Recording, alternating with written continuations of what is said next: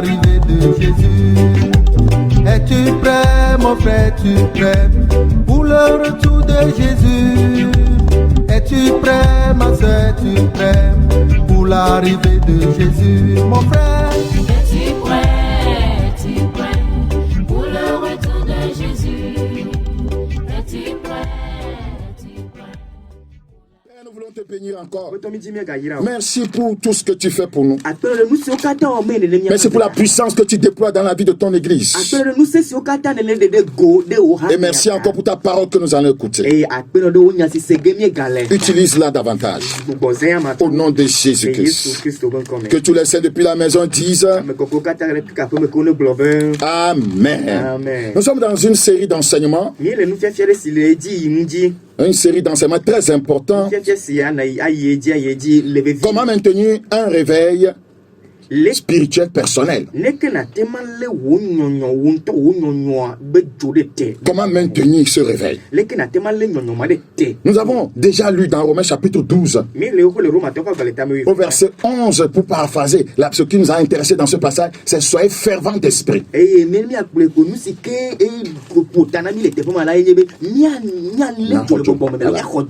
Soyez fervent d'esprit. Pour être fervent d'esprit, voyez, il faut être dans un réveil permanent.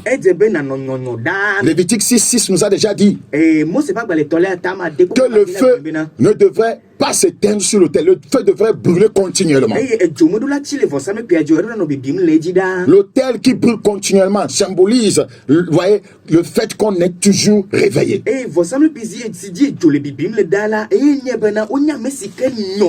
Donc c'est un enseignement, vous voyez, dans lequel nous voulons voir comment garder notre autel, voyez, toujours en feu.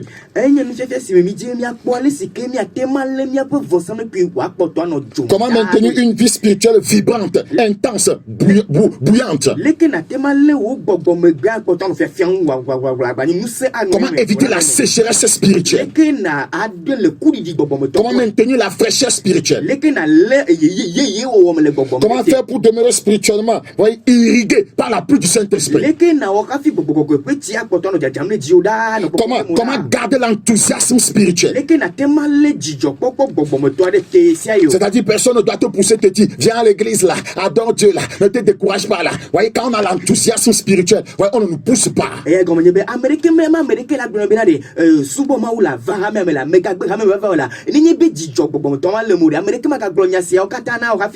Nous voulons voir comment rester hautement motivé pour Dieu et pour les choses de Dieu.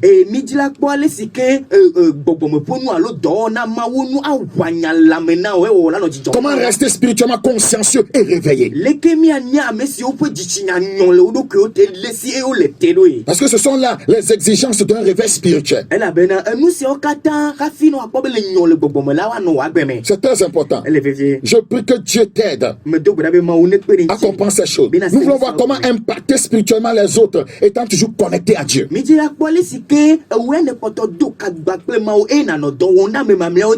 Donc cela voudra dire simplement que celui qui vit dans le réveil spirituel personnel,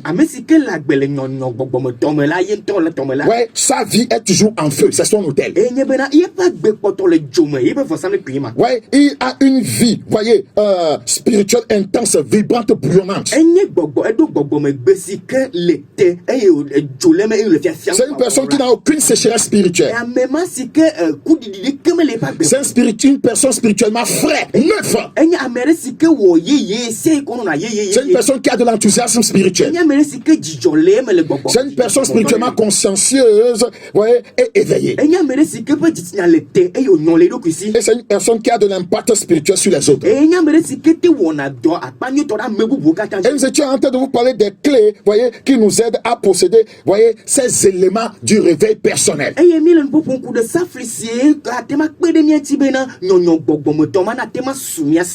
voyez, le premier secret, voyez, pour avoir ou conserver un réveil spirituel personnel, c'est le brisement spirituel.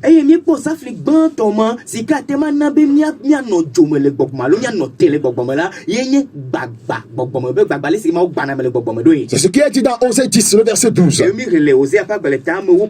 Seigneur nous demande de défricher un champ nouveau. C'est-à-dire que vous étiez un champ du diable. Un champ dans lequel l'ennemi avait semé. Donc si vous voulez, voyez, être une personne en feu, voyez, une personne, voyez, qui a le feu de Dieu, c'est que Dieu doit déraciner le feu étranger en vous. Vous devez être déboisé, vous devez être défriché.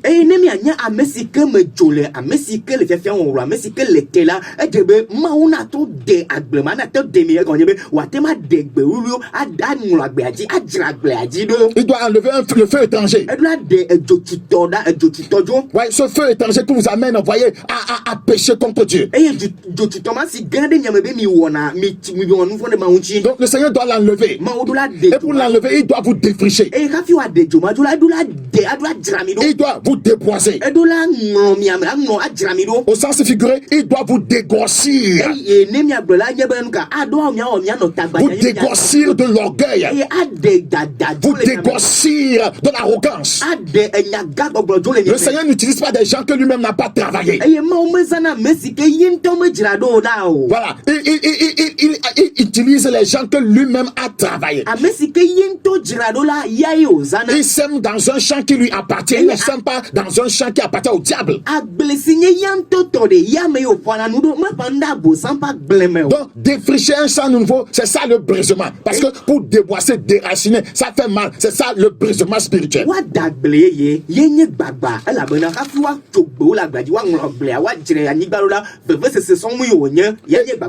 Donc, le brisement est la première, voyez, le premier, ou bien la première chose que Dieu fait dans la vie d'une personne qu'il veut spirituellement réveiller.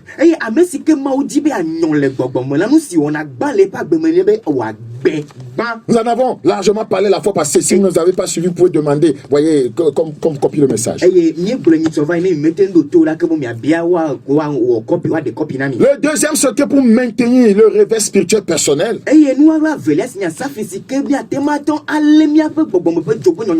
c'est maintenir une faim et une soif permanente.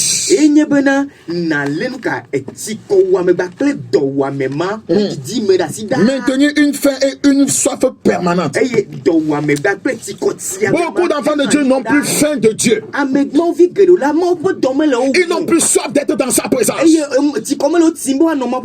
Faire une heure dans la présence de Dieu, c'est un calvaire pour eux. Il y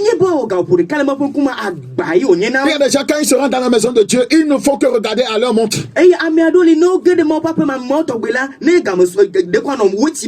le culte doit finir à 10h et le pasteur va à 11h, ils maudissent le pasteur dans leur cœur.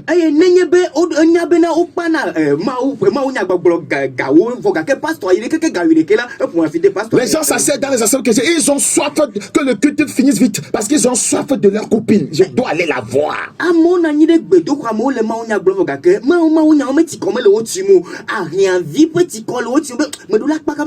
Je me rappelle un samedi, on était en programme. Et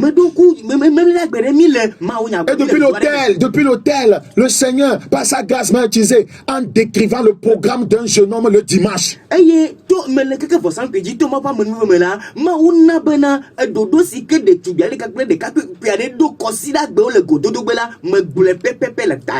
Un rendez-vous qui devait avoir lieu vers 14h.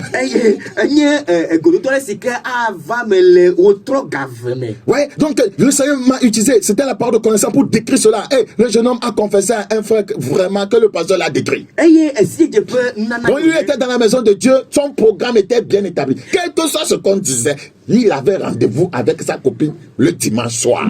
Ce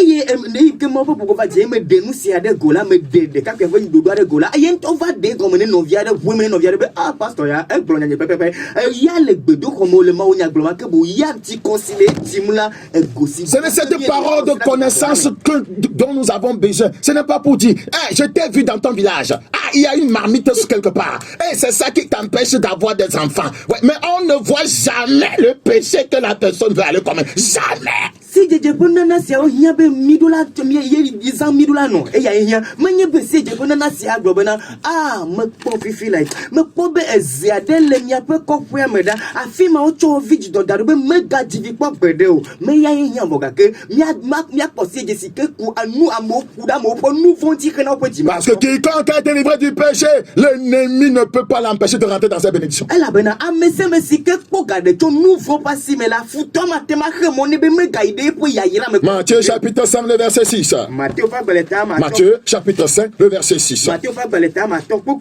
Heureux ceux qui ont faim et soif de la justice, car ils seront rassasiés. C'est le secret du réveil personnel.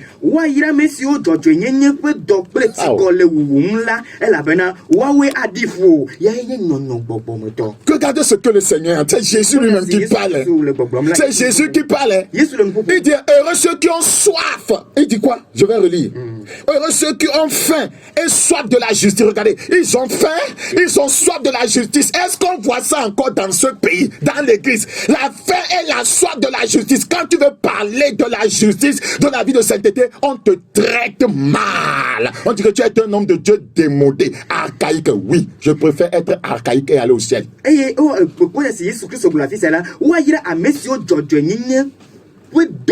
Petit colle la bonya sekristo gula dodo enye pedo petit colle eye nusia edula womi ya fogake le disa mi poda be dodo enye petit koba pe dola mede wuma fogake na mesio ti koba pe dola wo jibe agbolo nyama kola ke bo wa po miawo abemka wa no gbobe miawo ma onya gbola ku ya lo pastor ku ma o gbede go pastor mo mi le mu ye ji mo je papa pastor ku ma o ji melo fogake re nyama ji ma ni pastor ku ma ne ma de ji po fiaro pe na me si les leaders de l'église, voyez, avait faim et soif de la justice. Il n'avait pas accepté qu'on ouvre une partie de certaines églises, on ferme d'autres. Il n'y a pas la justice dans ça. Ils ont perdu la faim et la soif de la justice. C'est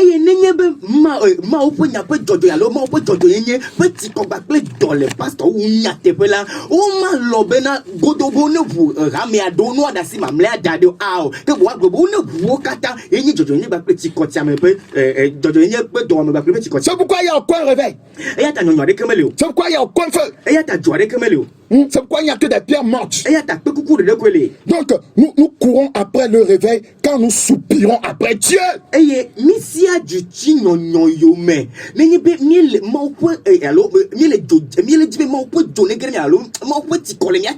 Voyez dans Somme 103. Somme chapitre 103. Le verset 1. Somme 103, le verset 1. Somme chapitre 103, le verset 1. Lisons le verset 2. Oh Dieu, tu es mon Dieu, je te cherche. Mon âme a soif de toi. Il n'y a plus ça. Mon âme a soif de toi. Les gens ont soif de l'argent. Les gens ont soif de mariage. Les gens ont soif d'avoir des enfants. Les gens ont soif de voyager. Les gens ont soif d'avoir de gros véhicules. Et le faux pasteur anime cette soif. Il leur prêche des messages qui les déshydratent et les amènent à avoir la soif de matériel.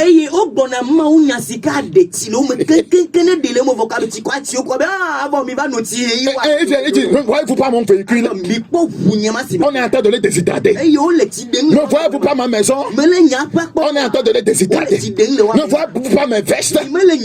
On est en train de les déshydrater. Et maintenant ils soupirent après ces choses. Le faux prophète enlève en vous la soif de Dieu. Dieu c'est la vie éternelle. Dieu c'est l'amour. Dieu c'est la justice. Dieu c'est la sainteté. Dieu c'est la vérité. Dieu c'est la puissance du Saint-Esprit. Praise Jesus. C'est comme ça, quand on a soif de Dieu, on soupire après le réveil. La soif de Dieu, Dieu lui-même. Je veux posséder Dieu parce que Dieu donne. Je ne veux pas posséder les choses Mais je vais posséder Dieu lui-même.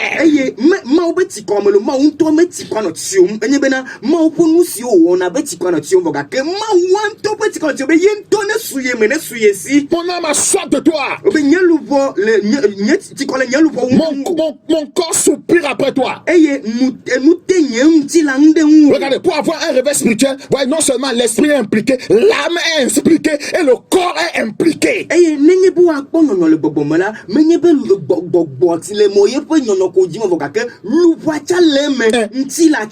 La Bible dit que votre corps, âme et votre esprit, âme et corps soient conservés irrépréhensibles lors de l'avènement de notre Seigneur Jésus-Christ. Il y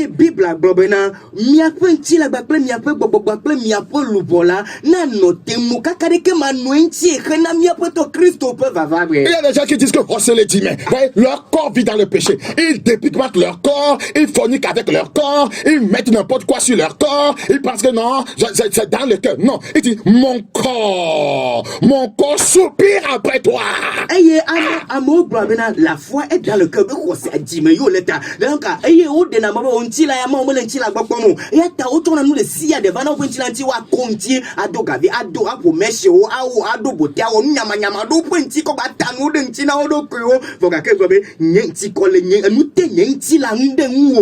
Verse 10.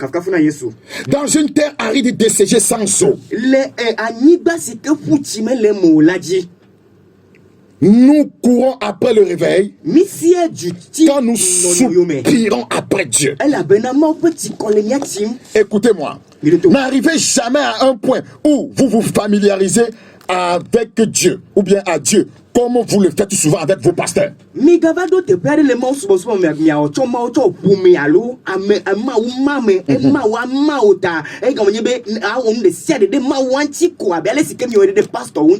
Faites souvent, soit comme un étranger pour Dieu. Et cherche toujours à le découvrir. Dieu a des milliers de facettes.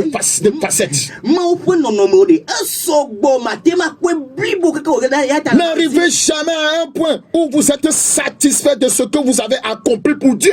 Vous allez sombrer dans l'orgueil.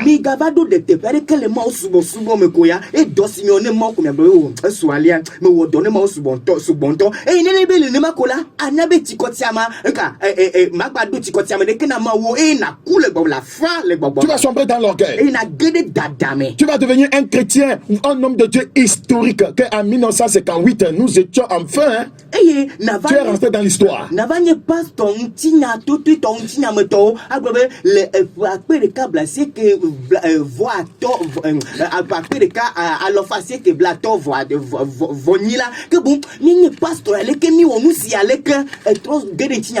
Notre église était en feu à l'époque. Oh, on parlait beaucoup de moi. Tu ne me connais pas. Non, c'est ce que tu as présentement qu'on veut voir. Ce n'est pas ce que tu étais en 2000. Qu'est-ce que tu es présentement? As-tu maintenu le réveil? Soupires-tu toujours après Dieu? Est-ce que ton esprit soupire, ton âme et ton corps soupirent après Dieu? La Bible dit dans 2 Rois 4. 2 Rois chapitre 4 verset 4. 2 Rois 4. J'étais en train de dire, n'arrivez jamais à un point où vous êtes satisfait de ce que vous avez accompli pour Dieu.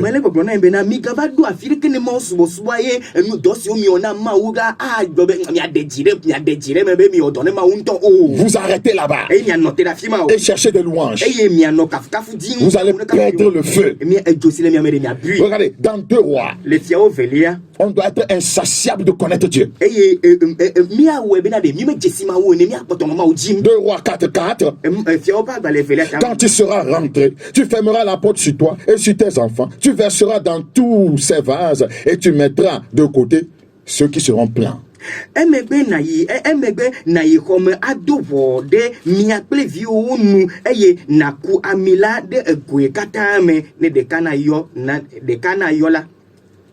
Ce n'est pas clair chez toi. Et tu mettras de côté ceux qui seront pleins. Regardez, ce qui est plein, mets ça de côté. Ta satisfaction, mets ça de côté. Ce qui est plein, mets ça de côté. Ce que tu as fait de grand, mets ça de côté. Parce qu'il y a encore de plus grandes choses. Tant qu'on ne va pas aller rencontrer Jésus face à face, avec eux, il a encore des choses à faire avec nous.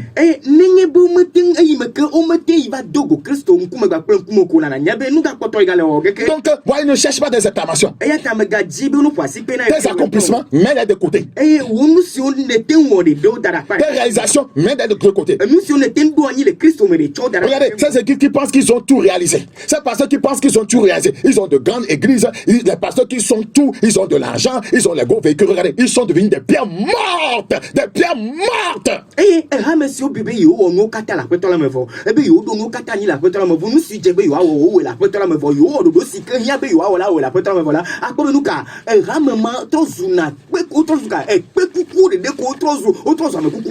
Ils sont en train de dire qu'ils ont tout. Qu'ils possèdent tout. Ouais, c'est comme ça qu'ils sont tombés dans le piège du diable. C'est très dangereux de croire qu'on a tout. Regardez, Apocalypse chapitre 3. Apocalypse chapitre 3.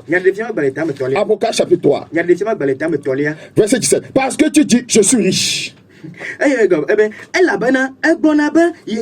Je me suis enrichi et je n'ai besoin de rien. C'est là le piège. Le Seigneur parle de l'église de Laodicée. Et je n'ai besoin de rien. Oh, je n'ai plus besoin d'être avec mon pasteur. Je connais déjà. Je peux commencer mon ministère. Quand on commence quelque chose dans l'orgueil, ça va sombrer. Je ne suis plus enseignable. Je suis seulement celui qui doit enseigner les autres. Et je n'ai besoin de rien. Et parce que tu ne sais pas que tu es malheureux, misérable, pauvre, aveugle. Ouais, une telle description ne dénote pas qu'il y a le réveil dans la vie de cette personne.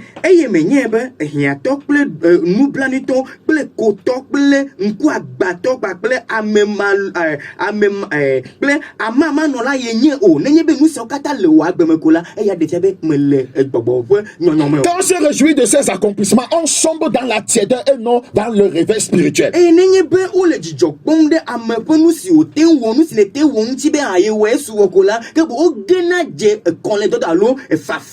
Regarde le verset 15 maintenant. Je connais tes œuvres. Je sais que tu n'es ni froid ni bouillant. Puisses tu être froid ou bouillant, ainsi parce que tu es tiède et que tu n'es ni froid ni bouillant, je te vomirai de ma bouche. Qu'est-ce qui est arrivé à cette église? Ouais, elle était fière de ses accomplissements.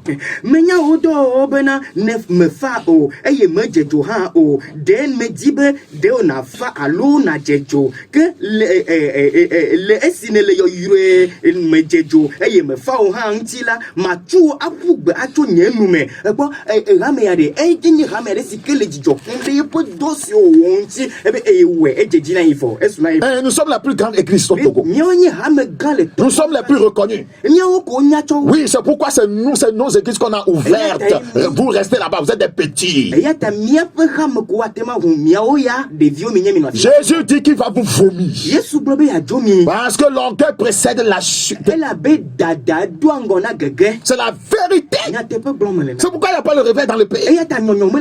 On ne soupire pas après Dieu. Ouais, regardez dans 1 Jean 3. 1 Jean chapitre 3. 1 Jean chapitre 3. 1 Jean chapitre 3. Vous devez mettre de côté votre satisfaction et continuer à œuvrer. Tant que vous n'avez pas encore vu Christ face à face. Et nous le verrons, voyez, à l'enlèvement.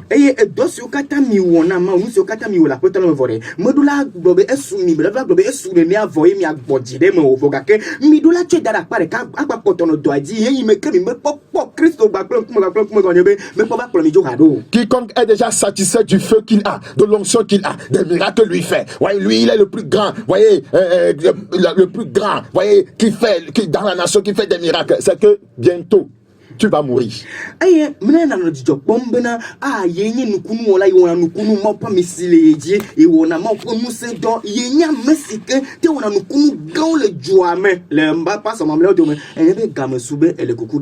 Tant que nous n'avons pas encore vu Christ face à face à l'enlèvement, tant que nous ne nous sommes pas rendus à ce rendez-vous dans les airs, ça veut dire que le Seigneur veut encore faire des choses avec nos vies. Dans 1 Jean chapitre 3, le verset 2, il est écrit, bien aimé, nous sommes maintenant enfants de Dieu. Et ce que nous serons n'a pas encore été manifesté. Mais nous savons que lorsque cela sera manifesté, nous serons semblables à lui parce que nous le verrons tel qu'il est. Alléluia.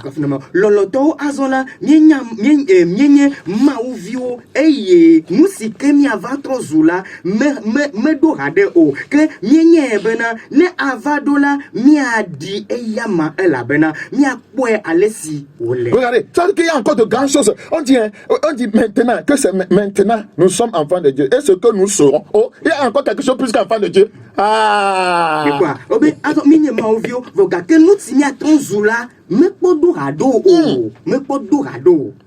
C'est que nous ne pouvons pas nous lasser de chercher Dieu. Nous devons continuer à maintenir la fin de Dieu. Vous vous rappelez de Moïse dans Exode chapitre 3? Exode chapitre 3. Exode chapitre 3.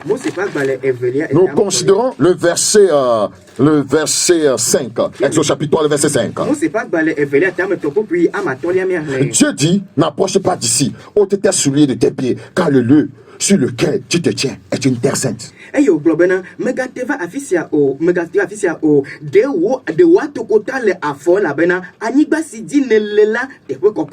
Donc Dieu a dit ceci à Moïse quand pour la première fois, voyez, Moïse a rencontré, voyez, le Seigneur. Le Seigneur dit, n'approche pas d'ici. C'est-à-dire, ne cherche pas, voyez, ne cherche pas à être trop près de moi, à être familier avec moi. Ne cherche pas, Moïse. Non, tu vas être trop près. Voyez, non, ne me découpe pas totalement. Tu m'as déjà vu, non. Ça va comme ça. Ne t'approche pas trop. La familiarité va te tuer, Moïse. Et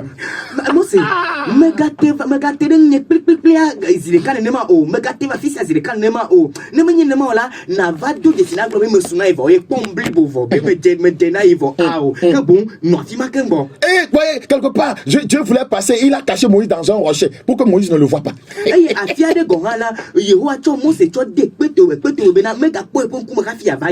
Alléluia. La familiarité est en train de tuer les chrétiens.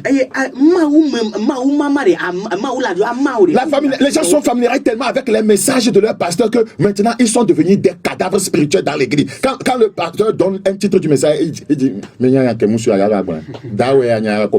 et c'est fini, ils font sortir leur portable et ils font WhatsApp en pleine prédication.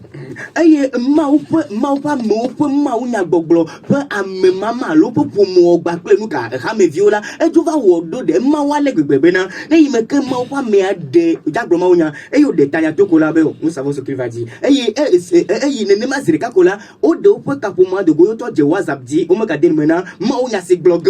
D'autres font semblant qu'ils veulent aller aux toilettes et puis ils partent. Ils sont familiarisés avec les messages de leur pasteur. Vous ne maintiendrez aucun feu dans votre vie si vous ne soupirez pas après Dieu. Si vous n'avez pas faim et soif de Dieu, c'est Dieu qui a appelé la justice.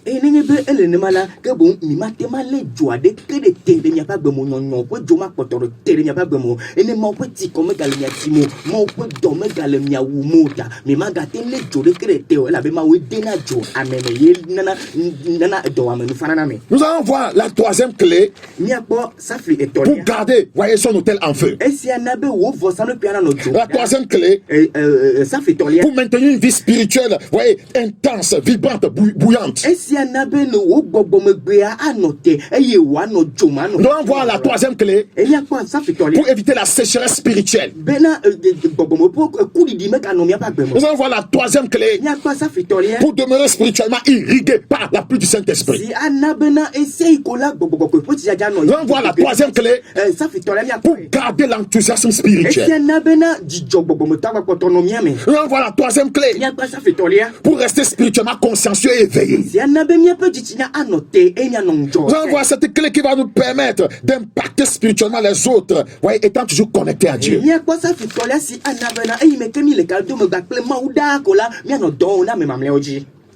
Cette troisième clé, c'est prier sans cesse. Priez sans cesse. 1 Thessaloniciens 5, le verset 17 nous le dit. Priez sans cesse. Les chrétiens ont perdu la vie de prière. Et il n'y aura jamais de réveil dans leur vie. Pasteur, prie pour moi. Ah, et est-ce qu'il y a un nouveau prophète quelque part? Je vais aller le chercher. Il va prier pour moi. Et ces faux prophètes vous ont déshydraté de la vie de prière en vous donnant du sel, en vous donnant des huiles, en vous donnant du bâtiment, en vous donnant de quoi encore, voyez, des cailloux, en vous donnant du sable, en vous donnant quoi, beaucoup de choses, le balai.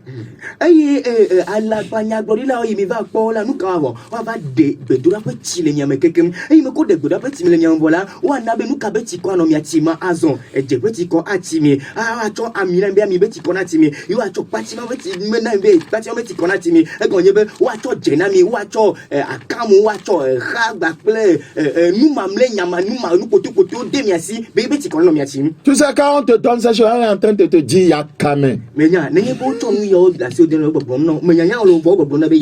Oh, tu peux me qu'on t'insulte comme ça. Toi, un enfant de Dieu précieux à ses yeux. Tu vas prendre ça. Que quand celui qui te donne ça est en train de dire on vit, on va le dire ami.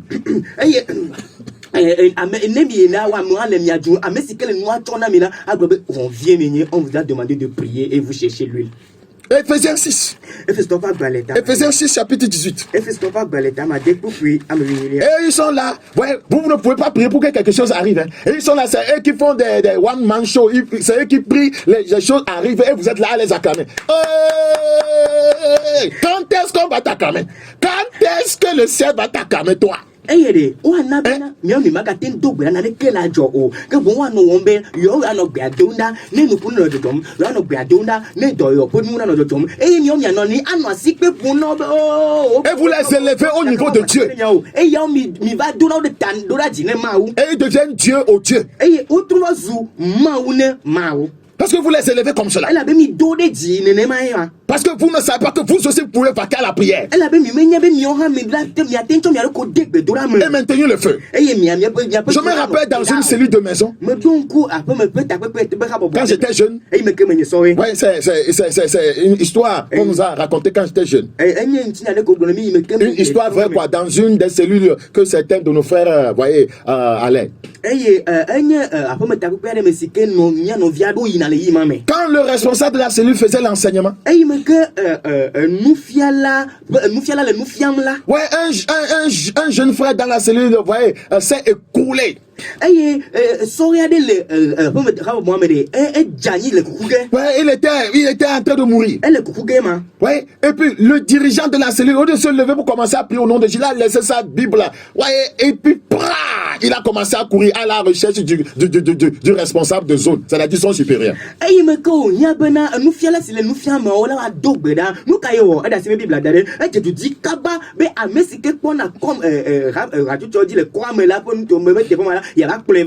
Oh, un jeune frère s'est levé. Il s'est approché du jeune homme qui s'était écoulé et commencé à prier au nom de Jésus.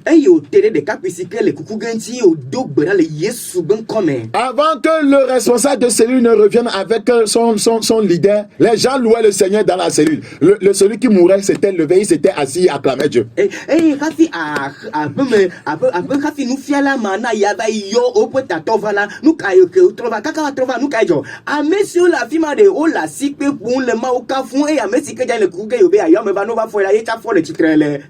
est venu seulement pour lire le livre. Il est venu seulement pour lire, voyez, le message qu'on lui a donné de lire. Aucun feu. Il n'a pas foi en Dieu. Ephésiens 6, 18, il dit, faites en tout temps par l'esprit toutes sortes de prières. Par l'esprit, c'est comme ça on maintient le feu. feu.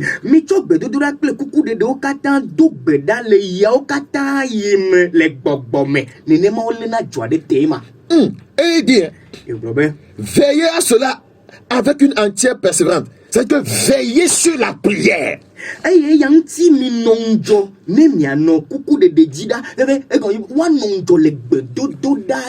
Prier sans cesse veut dire prier plus que votre habitude de manger. Écoute-moi encore. Prier sans cesse voudra dire prier plus que votre habitude de manger. Priez plus que votre, voyez comme vous respirez. Priez comme vous respirez. Ou priez comme, voyez, les choses essentielles que vous faites dans la vie. Priez comme les choses essentielles que vous faites dans la vie. Regarde comment tu te lèves. Tu fais certaines choses essentielles dans la vie. La prière aussi doit être une chose essentielle dans ta vie. Chercher de l'argent, c'est essentiel, non? La prière doit être essentielle dans ta vie. Te marier, c'est essentiel. La prière doit être essentielle dans ta vie. Naknaiser ta femme, c'est essentiel, non? La prière doit être essentielle dans ta vie.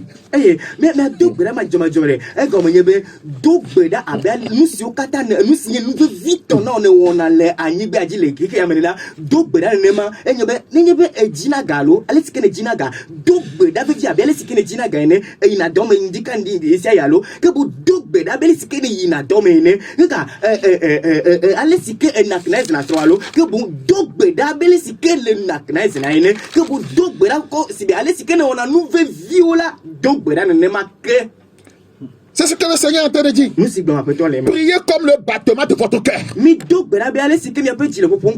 Quand le feu de la prière s'éteint, la vie spirituelle s'éteint. Écoute encore, quand le feu de la prière s'éteint, la vie de prière s'éteint.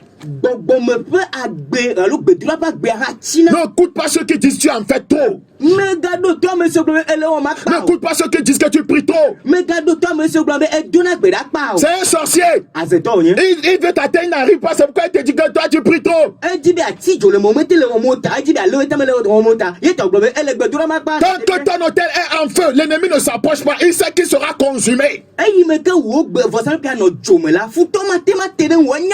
Je vous annoncerai une ville ouverte. Je constituerai une muraille de feu tout autour. Quand le feu de la prière s'éteint, le feu du réveil s'éteint. Votre vie spirituelle est littéralement irriguée ou arrosée par votre vie de prière.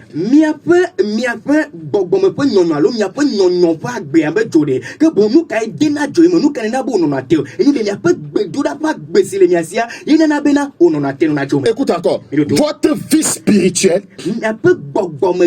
est littéralement irriguée ou arrosée par votre vie de prière.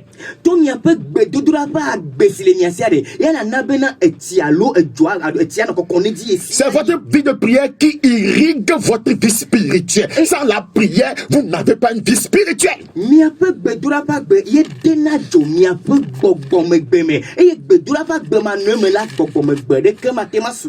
Le Seigneur disait dans Jean chapitre 7, Jean chapitre 7, le verset 37. Le dernier jour, le grand jour de la fête, Jésus se tenant debout se cria, si quelqu'un a soif, qu'il vienne à moi et qu'il boive.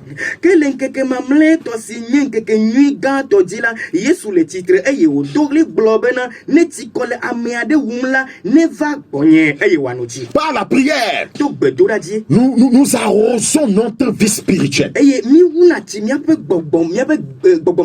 Parce que le Saint-Esprit intervient dans la prière. Et il irrigue notre vie spirituelle. La manière dont vous arrosez vos plantes avec l'eau, c'est de la même manière que la prière vous arrose.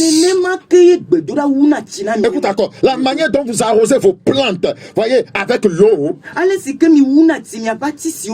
c'est de la même manière que la prière vous vous arrose. Ouais, ceux qui connaissent chez moi vont comprendre. J'ai un jardin et chaque jour, chaque matin, soir, on arrose. Et c'est ça qui fait que quoi? Vous voyez, les plantes sont en train de faire quoi? De pousser, de croître, de grandir, de germer. Si on ne les arrose pas, ça ne marchera pas.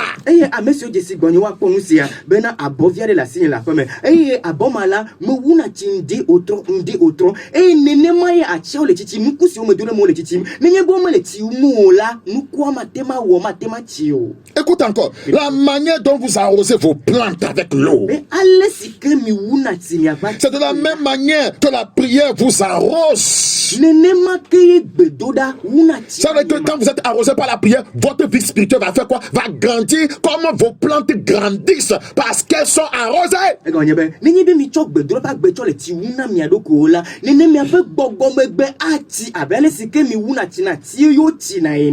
Et maintenant, les gens prient aujourd'hui de façon sporadique.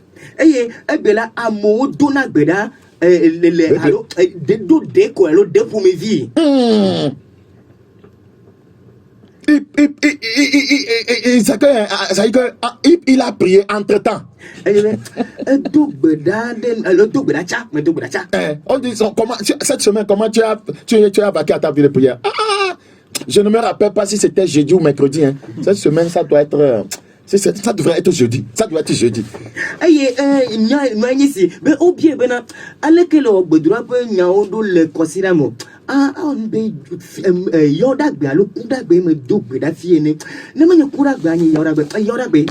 Chaque fois qu'il y aura manque de prière, il y aura aussi la sécheresse spirituelle. Le moment où, voyez, je ne suis pas, voyez, éveillé et que, voyez, les enfants oublient bien d'arroser, voyez, les plantes, on voit que la terre commence à sécher. La terre a séché, la terre a desséché.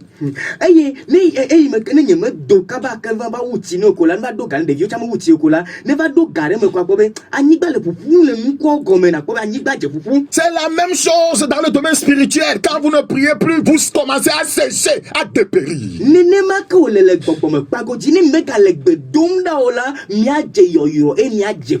Une plante qui n'est plus irriguée se flétrit. Quand il y a un déclin dans la prière, voilà.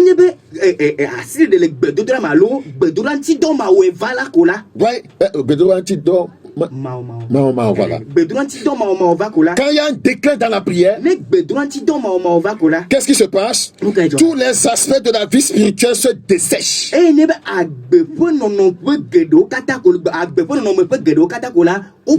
Ça c'est sérieux, hein?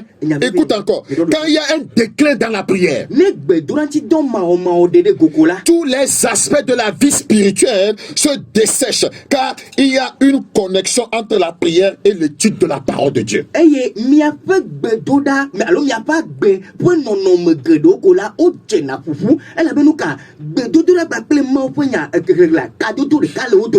C'était la troisième clé pour maintenir un réveil personnel. La quatrième clé pour garder son hôtel en feu. Ouais, pour avoir une vie spirituelle vibrante, voyez, intense et bouillante.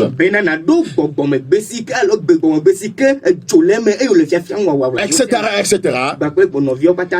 4. Il faut maintenir un jeûne de consécration. Jeûne de consécration.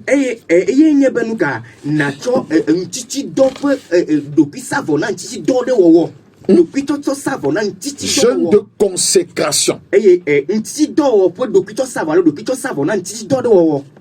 Bon, en expliquant, vous allez comprendre mieux.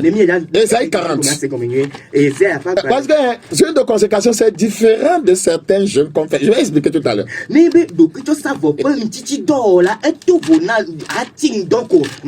Ésaïe 40, 29. Ésaïe chapitre 40, le verset 29. Jésus ne viendra pas enlever une église morte, une église sans feu. Il ne viendra pas enlever une église dont la lampe est éteinte. Yesu me bona le ramesike ku de gajo e ramesike fa blogajo e ramesike pa kaditia Yesu me bona blogajo. Ésaïe 40, le verset 29, on va lire en français seulement.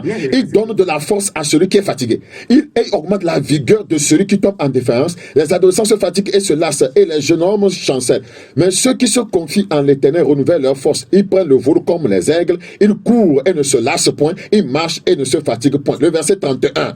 Beaucoup de blagues dans vos cœur les veugmes que nous se y doit à messi au poids mona yehoayam au doit les fous à beroine et au poids du métier qu'on a au zoazon l'idée dit mais il dit mais ceux qui se confient en l'Éternel à messi au chodouko à l'autre à messi au poids mona maou se confier à Dieu ici c'est jeûner. À chodouko d'azina maouene titido jeûner c'est l'exercice de renouvellement voyez de feu et mon jeûner, c'est l'exercice de renouvellement de feu.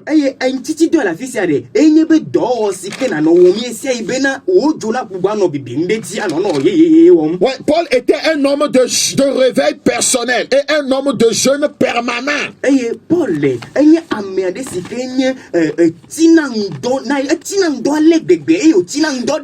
C'est pourquoi il avait un réveil permanent. Regardez dans 2 Corinthiens 11, 27. 2 Corinthiens chapitre 11 verset 27. 2 Corinthiens 11, c'est une série d'enseignements. Je peux ne pas finir. Je vais continuer la prochaine fois. 2 Corinthiens 11, le verset 27. 2 Corinthiens 11, 27.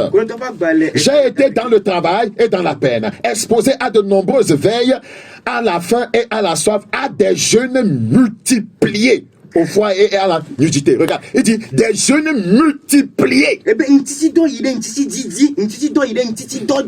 Partout où Paul allait, c'est le réveil qui arrivait là-bas. Parce que c'était un homme de réveil. Il avait le réveil personnel.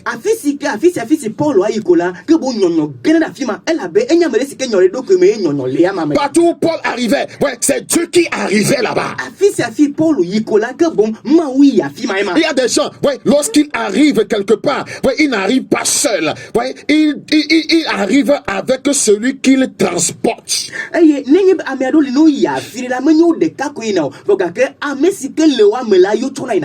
la même chose. Quand un sorcier arrive, il arrive avec ses esprits. Quelque part. Et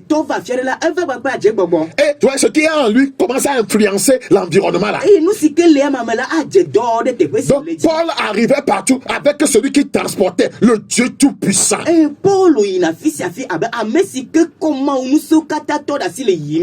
a des gens, quand il arrive quelque part, ils arrivent avec des anges. Oui, regardez, c'était un homme de jeûne. Presque 10. Le jeûne là dont je parle, ça peut être une fois dans la semaine ou 2 fois, selon l'inspiration de l'esprit.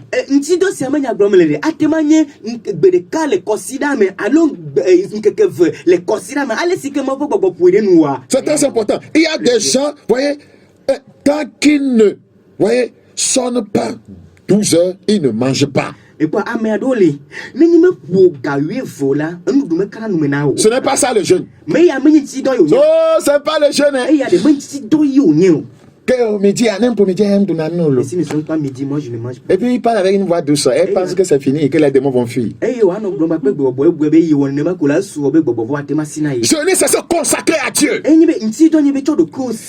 Afin qu'il fasse renaître en vous la passion de Dieu.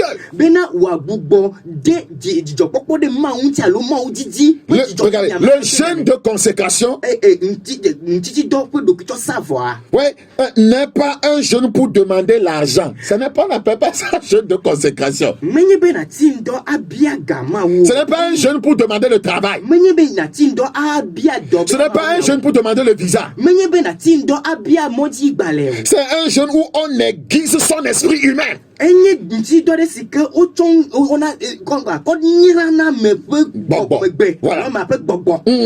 où on aiguise son esprit humain. On aiguise son homme intérieur. Regardez Ephésiens 3. Ephésiens chapitre 3. Ephésiens chapitre 3. Éphésiens 3. N'écoutez pas seulement. Si vous faites ces choses-là, vous allez voir. Vous allez voir ce que vous serez dans le Seigneur. Éphésiens 3. Éphésiens chapitre 3, le verset 16. Regardez, afin qu'il vous donne, selon sa richesse de sa gloire, d'être puissamment fortifié par son esprit dans l'homme intérieur. Donc, c'est ça le jeûne de consécration. Être puissamment fortifié par le Saint-Esprit dans son homme intérieur. Parce que quand vous jeûnez, l'esprit prend le contrôle.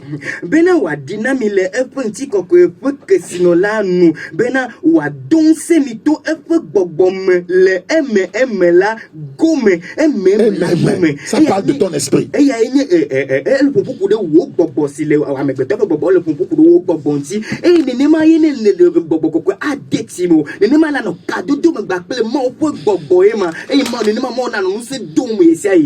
C'est ça le jeûne de consécration. C'est important. Oh, nous avons jeûné pour demander que le Seigneur touche la fille là pour qu'elle m'accepte en mariage. J'ai jeûné pour que Dieu touche mon propriétaire de maison, pour qu'il ne me demande pas les arriérés.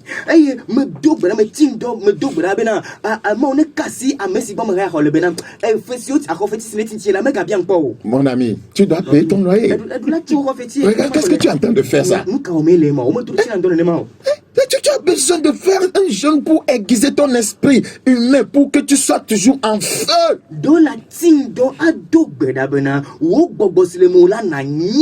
Ce point est tellement capital, c'est un grand secret. Je viendrai, avant de terminer cette série d'enseignements, je vais développer ce point qui va devenir encore une série.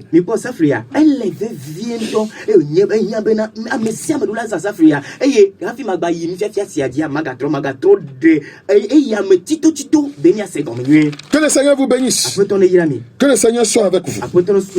Que sa grâce vous soutienne. Voyez, nous allons continuer la prochaine fois. Voyez, il y a encore, voyez, nous allons parler encore de 3 autres secrets. 3 autres clés pour maintenir son hôtel en feu.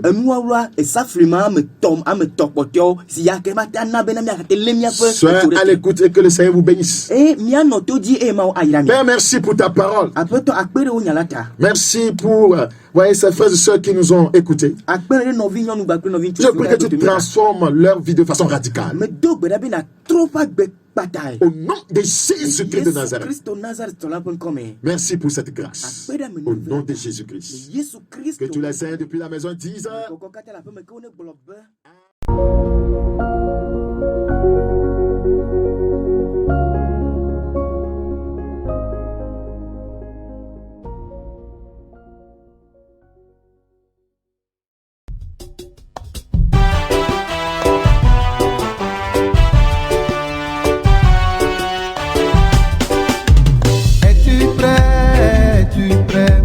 Pour le retour de Jésus, es-tu prêt pour l'arrivée de Jésus? Es-tu prêt, mon frère, es-tu prêt pour le retour de Jésus? Es-tu prêt, ma soeur, es-tu prêt pour l'arrivée de Jésus? Mon frère,